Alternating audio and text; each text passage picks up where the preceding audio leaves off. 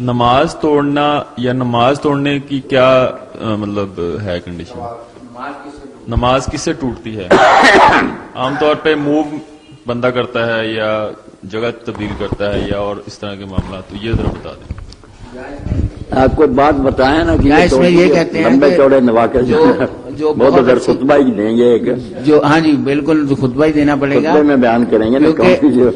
کچھ لوگ یہ کہتے ہیں نماز کی کو قائم کرنا یا پڑھنے کا یہ انگوٹھا بھی جو ہے نا یہ بھی نہیں ہلنا چاہیے ایسے کہ نماز میں خلل آتا ہے.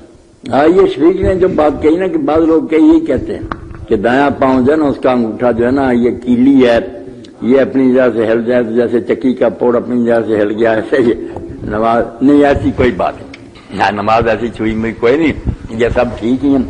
خواہ مخواہ تو جگہ تبدیل کرنا ادھر حرکت کرنا بری، مگر اگر کوئی ضرورت ہو تو ہو جائے تو کوئی بات نہیں.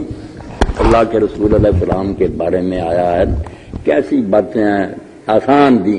اگر آپ تہجد پڑھ رہے ہوتے اور دروازہ جو تھا وہ قبلہ کی طرف ہی تھا حجرہ کا، تو کوئی آدمی اگر دروازہ آ کر کھٹکھٹاتا تو آپ پھر اسی طرح سیدھے ہی چلتے جاتے، انگلی کھولتے اور پچھلے پاؤں پھر مسلح پر آ جاتے.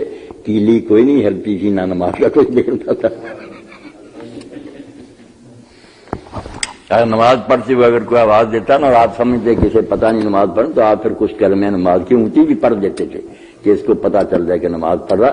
تو کوئی فکر نہ کرے، نماز کوئی ایسی چیز نہیں کہ وہ ہوا میں اڑ جائے گی.